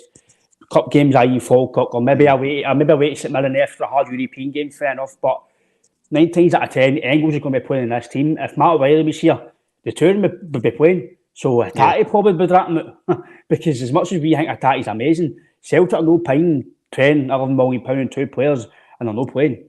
So we can't afford like Engels. We can't afford Engels not to be good. We can't afford that. We can't afford this boy to no be a success because it's I £11 don't million. think there's And any. I don't no, think there's any but element on of- hindsight, I know what you're saying. I know aye. what you're saying. But here's my thinking, right? I do think we would have still have signed. See, even with Matt O'Reilly moving on, right? You can tell me what you think about this, lad, right? I do think if there was a way, and LAFC still had an opportunity to sign another player, I think we would have maybe signed potentially. Bogus as well. So But we'd I have think- had another But player. I do think that's You know, because we were willing to pay Aye. $8 million for that guy. So I think that was because obviously they knew O'Reilly was leaving. But I do get what Baz is saying. I think ideally you'd have wanted him in first, and then O'Reilly was to go. I think that would be the ideal plan. I think we spoke about that. Ideally, you want the guys in, and then if they go, they're suited here, they're settled, and then they can play. I think I agree with Baz then. Ideally, you'd have wanted Engels in, so it doesn't look like it as a knee-jerk reaction, right? All right, now we need to get somebody. But I did listen to it was Graham Spears' podcast. I did listen, and he did say that, Baz, that he heard through a grapevine that Engels was earmarked in January, and he said, well, he wanted assurances. And listen, I can understand that. Why would you want to go for Dortmund to here and no play? When you're playing a week in Bundesliga, I think, you know yourself, mate, when you're playing football, do you really want to go somewhere to sit on the bench for a few weeks to then build up to play? No, if you're that quality, in my opinion, mate. I think we're going through in deadline day as well tells you that it was all down to the Matt O'Reilly, the deal, because why would it be left to the last day? So it tells me that they were waiting to, because like you said, you're not going to have an 11.5 million player sitting on the bench, are you? No. Or a player that you're getting bids for 25 million, 30 million for sitting on the bench. You're probably, like you said, does a Tati go on the bench? No, really, because then you lose the value of selling him if he's sitting on Celtic's bench. That value. we've got a 9.5 million striker sitting on the bench. I know. Well, I know, but he's going to play into it at some point. The big guy's going to get in, but I don't think you've got Kyogo's shoulder and things like that, so he'll definitely play. But Matt O'Reilly plays every minute. Tati's injury prone, hopefully no this year. But I just think it was a reaction. And listen, who cares? Like, we've got the boy here and we're winning he's been brilliant. So it's like, looking at the team right now, they are stronger than last season by a good bit as well. So it's not worked out in the end, but like we said, it was a bit late, and was it just a reaction to losing O'Reilly? Were we going to have the same team as last season bar Schmeichel? We don't know that. I kind of think it was a bit of we need to replace this guy now. It's massive if we can't go through the season and not replace this Matt O'Reilly, because they'll go mad. And I think that's, like you said, he was earmarked in January, but they probably weren't going to sign him because they probably couldn't guarantee him what the boy wanted until he left. No, I think you're right, Baz. I think you're spot on, because if Matt O'Reilly was still here, you sign him, you've got Hattati there, McGregor, you sign Bernardo, only 3 can play. And is Bernardo going to be happy on the bench every few weeks? Is Engels? Is O'Reilly? I know it's a squad game, but when you're signing for big money, Matt O'Reilly could well, I could just went to Brighton and played every week, or at least played most games. So why would I want to sit here when? So I totally get it. I think what Baz is saying is very, very logical, but I guess we'll never know. Like Baz says, he's here now, and but I think just enjoy it, man. What we can't do, I know what Baz is saying in terms of the deadline day thing, and that's only happened because Matt O'Reilly's then moved to Brighton. But what we can't get away from is the work had been done prior. So the player was earmarked from January. You know, it's not just that's not the way it's happening. It's not just been a Celtic of panic because they've sold Matt O'Reilly and they've brought this guy in the deadline day. The work has been done prior. So Engels has known of Celtic's interest since January, and obviously spoken to the club and spoken to the manager and stuff. I do know what you mean, though, Baz, but I don't think it was a panic buy. Do you know what I mean? No. He's an unbelievable player, so it's not a panic buy, but I think we would have had the same team had Matt O'Reilly decided to stay. I think we would have. You think there's a bit of Matt, like, obviously being injured, Baz, right? I know you've been injured a couple of times yourself through your career, mate. Do you think there's a bit of Matt he'll regret that move now because of the turn of events that's happened in his life. Because let's face it, he played every single game for Celtic for a couple of years there straight. All of a sudden he goes down, and within 5-10 minutes of a game, he's then crocked with one of the players he's playing against, and unfortunately he's got a bad injury. It's put him out. Do you think there's any part of Matt sitting there now going, I wonder if that had happened if I'd have just stayed where I was? Well, he'd have definitely watched Wednesday night, and he'd have regretted not being there then, because the atmosphere in that place was unbelievable. So if he never regretted it before that, I think he'd have definitely watched the game and thought, I'm not there. He'd have definitely felt bad, but knowing that he's not there anymore. But nah, I think it's a bad tackle, and it's just it was a bad tackle, it's a muscle injury, or he's pulled his hamstring, or he's pulled his quad. It's a contact injury. Like, it can happen anywhere. It can happen in training. It could have happened at Celtic if he stayed and played in the Old Firm. You can't really look at it like that. I just think I thought the boy was going to stay, to be honest. I said it on here as well. So I don't know. I wouldn't say it was probably forced, but it was probably, I can't see him jump. I still don't see to this day that he was jumping at a chance. I think he was kind of pushed towards it, kind of thing.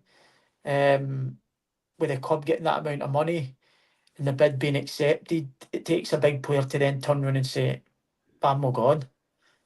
I'm staying here. It's hard then when the club then puts the ball in your court. It's hard then to say, I'm going to stay. Do you know what I mean? So as soon as the bid was accepted, it's hard to then turn it down. I think you're right, mate. I think it was like that. Aye. The bid, I don't think it was down to him wanting to go. I think he had to go, didn't he? I think he had to go, kind of. Not forced to go, because the club obviously loved him.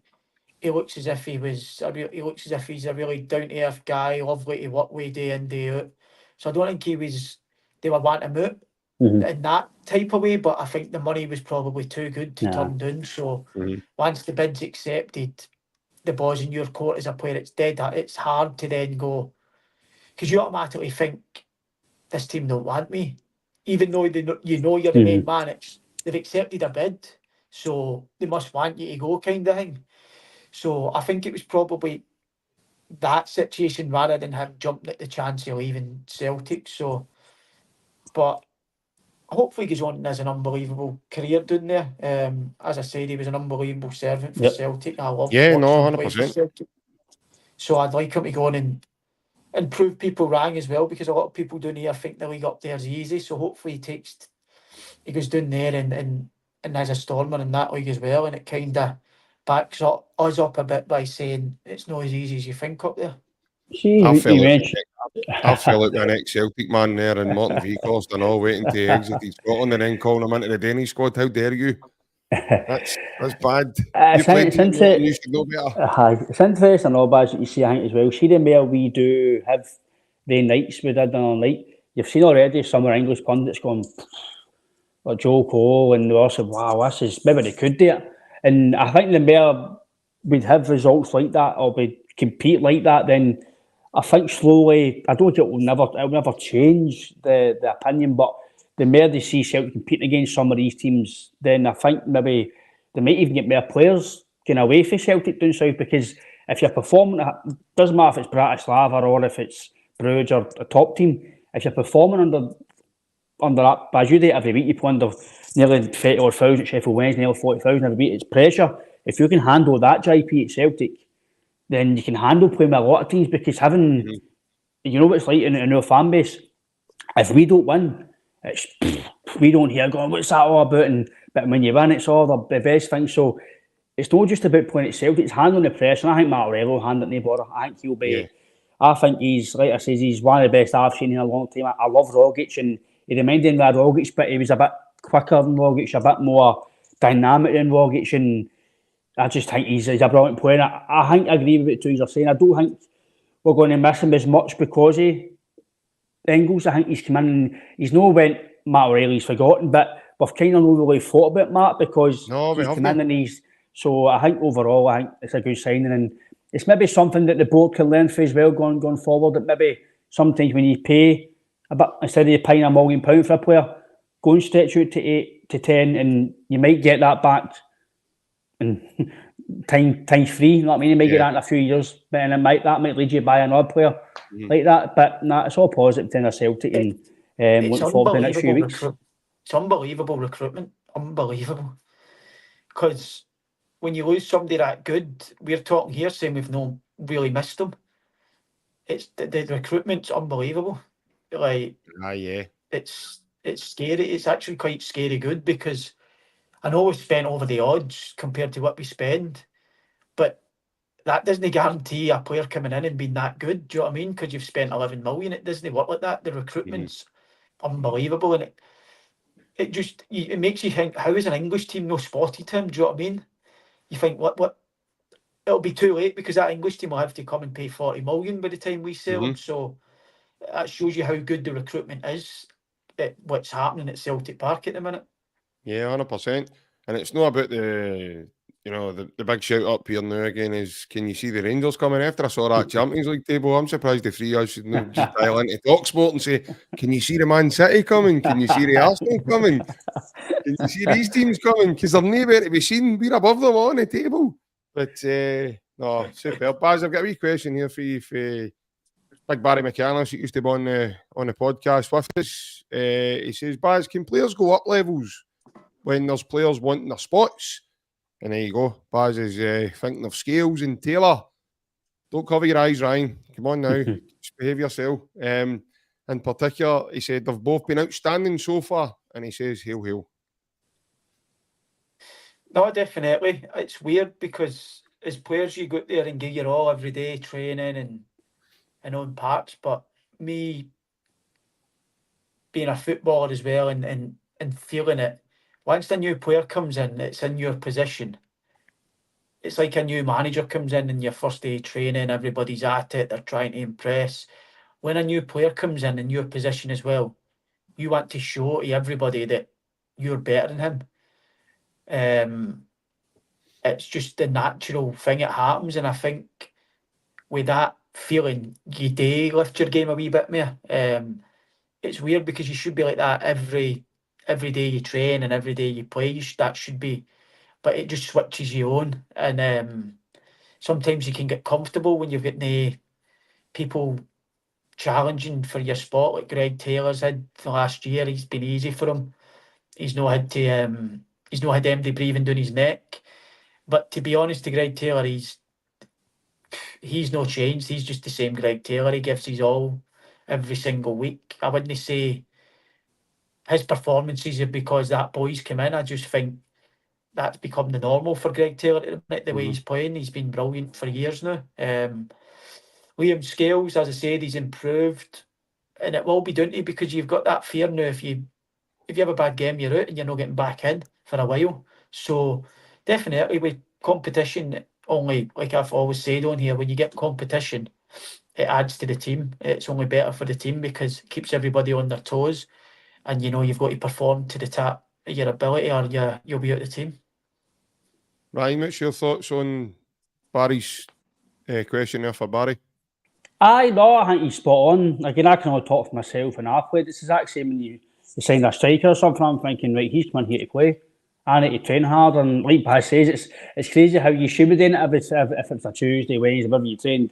You've got to do that. You should be doing that. But when that happens, it's probably the same in pre-season when you sign guys.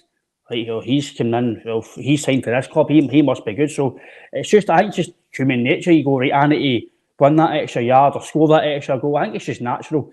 But no, listen, like I've said before about Scales, he's definitely improved, and it will be the European away games against the bigger teams and the home game against Leipzig.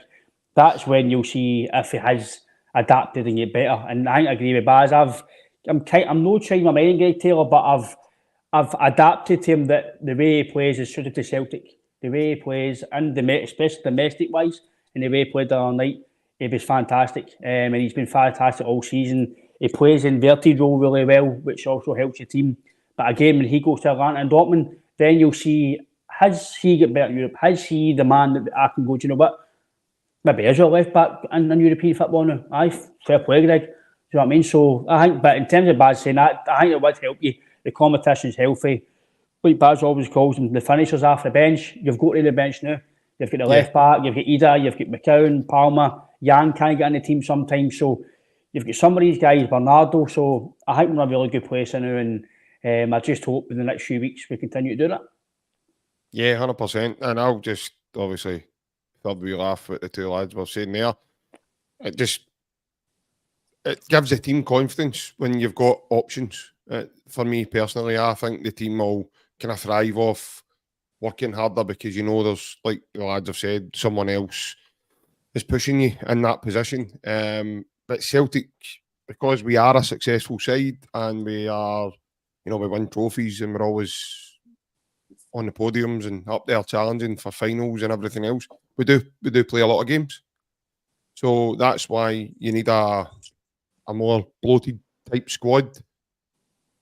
But the difference now is you look at Celtic's bench, it's probably the strongest bench I think I've seen since Martin O'Neill was a Celtic manager.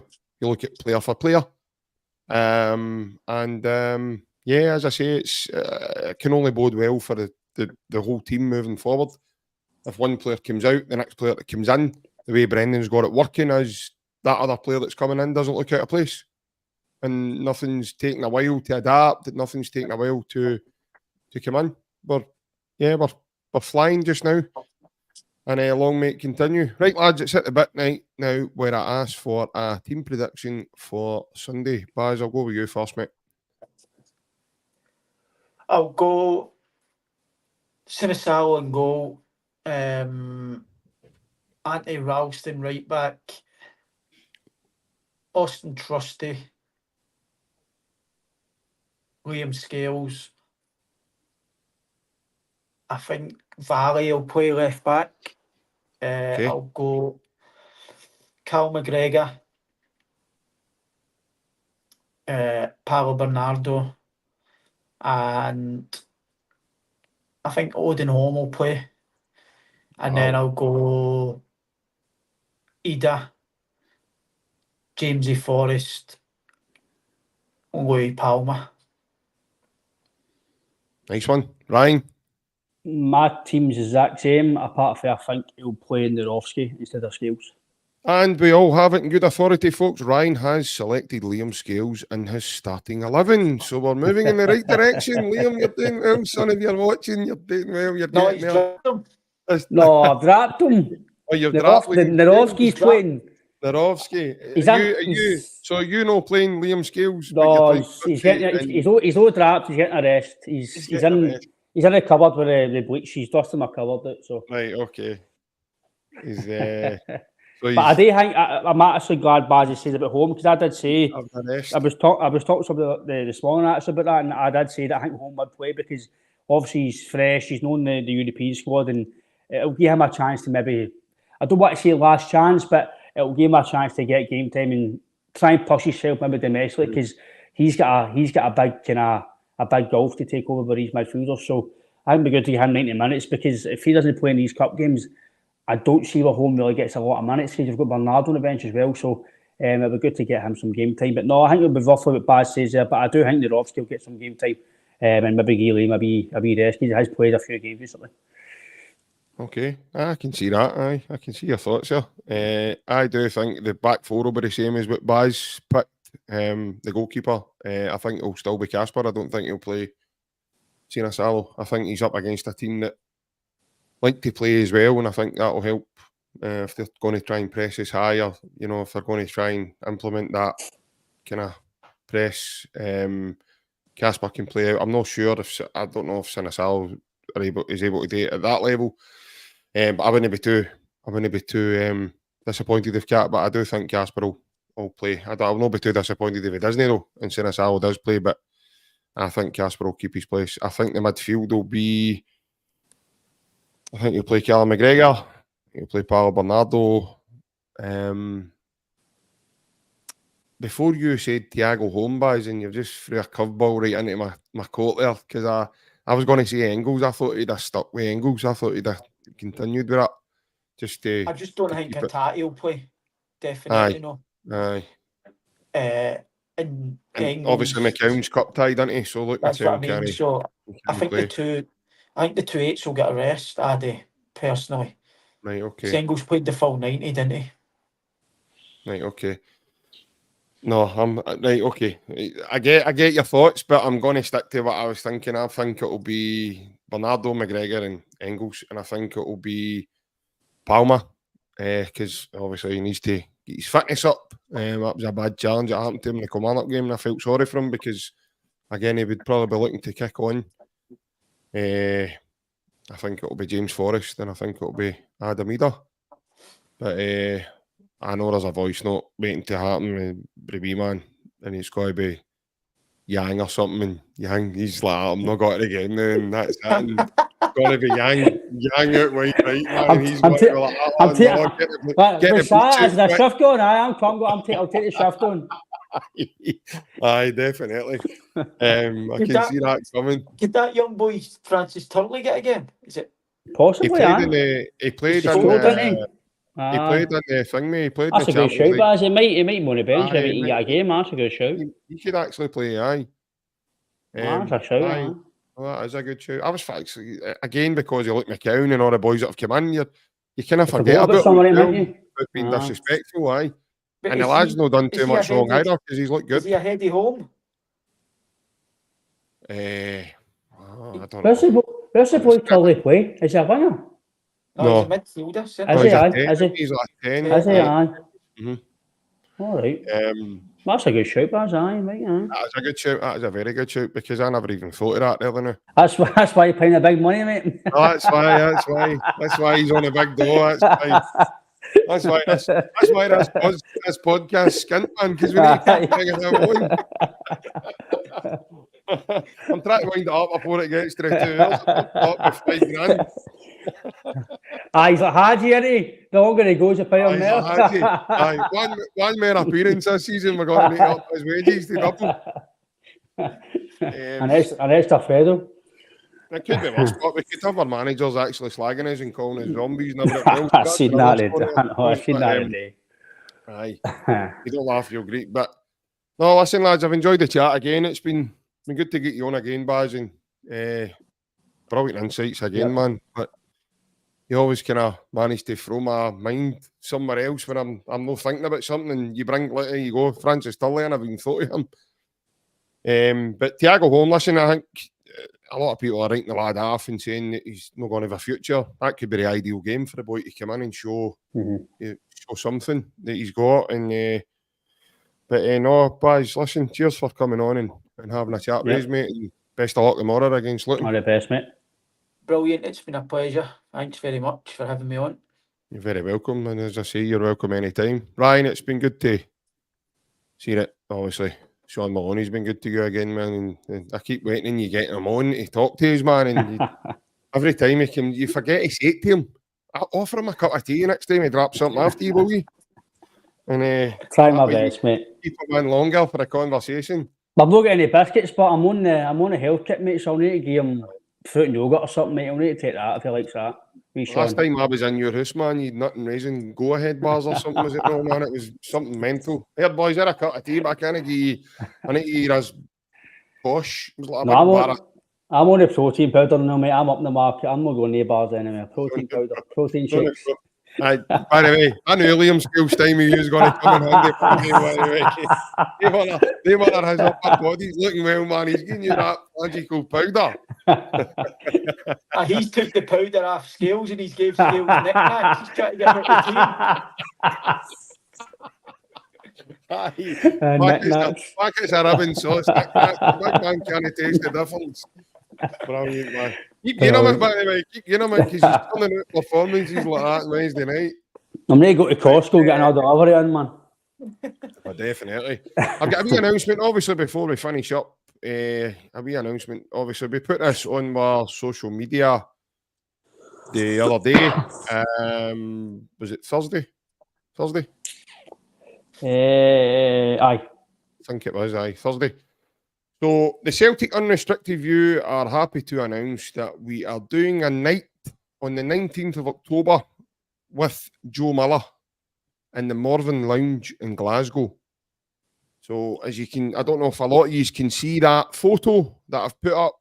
The night includes obviously an interview with the Celtic Unrestricted View and Joe Miller. So we'll be interviewing Joe to get Joe's memories and thoughts and everything about Celtic and all his time with Celtic and players that he played with, managers he worked under, etc., etc. The tickets for this are £10. And if anybody wants to come along, just give us a shout. On the night, you're getting the interview with Joe. You're getting a chance to have a photo with Joe Miller also. And a live DJ, which is our sponsor, Mr. Alec Beveridge. But if anybody wants to come along, you need to message us, okay? And we'll let you know what you need to do. Because the way we're going to do it is we're going to have to take names for people, okay? And then on the night, you'll be given a wristband so that we can identify you on the night and the place. So we'll take your name and you go into I don't want to say registered, but a list of people who are on the guest list, let's just say. And on the night, you'll be given a green wristband. You can purchase the wristbands from the bar from this coming Tuesday. Okay? So you will be able to get your wristbands in the bar by Tuesday. But anyone else that wants, that maybe can't make it up to the pub sooner or whatever, you can contact us on any one of our social media platforms. Facebook, Twitter, Instagram, TikTok, anything at all. And we'll talk you through what you need to do. All right? But that's the way we're going to do it. And we're all looking forward to seeing you, and we hope you can all make it along. Ryan, I don't know about you, mate, but I'm really looking forward to a chat with Joe. Yeah, it'll be a good night, mate. It's always good to hear insights of players.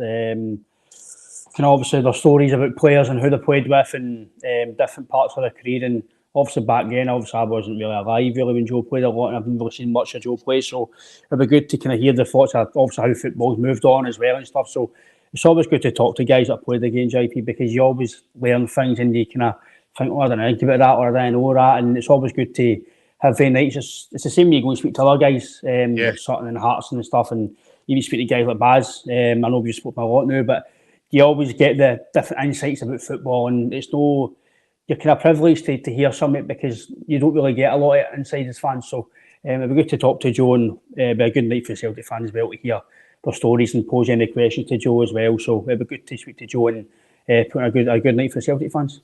Yeah, wee question here for Joseph Agnew. Joe, yeah, you still need to give your name, pal, because the names will be going on a guest list that will be at the pub. Okay? So the pub are actually helping us with this, and they're going to take the names so that they can then issue your wristband when they match your name at the door. All right? But if you can get up sooner, you can go to the Morven and pick up a wristband from Tuesday if you want to do it that way as well. Baz, I don't know about yourself, mate. I don't know. Do you remember Joe Miller? Aye, my dad's told me about him a few times. Yeah. Obviously, he's a great Celtic fan, and obviously he's a Celtic legend. I says to Ryan there, obviously that should be a very good night for us. That'll be good, mate. My dad spoke. I've heard his name come up, obviously, when I've spoke to my dad about players that I missed at Celtic, and he spoke about Joe Miller because I know he was a good winger, wasn't he? So my dad used to speak to me about him and Johnston because I started out as a winger myself. So I used to watch some the Jinky Johnston tape and old Celtic games when I was growing up. So I've seen him playing. Yeah, he was really, really good. Really good. Hey. 573V13. Thank you very much. I will make sure I do and get myself a cocktail. Thank you very much. No, that's I'm not sharing that with Ryan and Alan. No, that's adding to Bazzy's time. What is it he says? What is it they say in Still Game? Does the invitation say a +1? No, it just says JP. It just says JP. The golden envelope to JP, aye. That's it. But listen, thanks. I don't know what your name is, pal. Obviously, we've just got digits and numbers, but thanks a thank lot. you very much. Cheers for that. I appreciate it. Thank you. Wee porn star martini coming my way on the 19th of October, boys. But just keep that listen, for half-10 show, mate. You can join me for a wee that porn for star half-10 martini. show. We'll get, obviously, Joe's going to be ways for a bit of time that night, so we'll get Joe involved in half-10 and all. We'll welcome the new recruits and all that. You know that as well, so don't worry about that. We'll be jamming by that point, me man. Not, I mean, the Macarena and all that will be on twice. We'll get Big Bev up then. Mambo number 5, the jazz like no that face. No, boys, listen, superb. Listen, all the best. Yeah, cheers again, mate. I hope Thanks you say very well. much. I hope you say well tomorrow, mate. Thanks very much, lads. Result, definitely.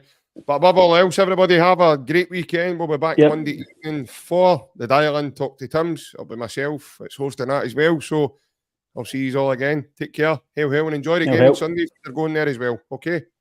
Hail. Bye. Hail.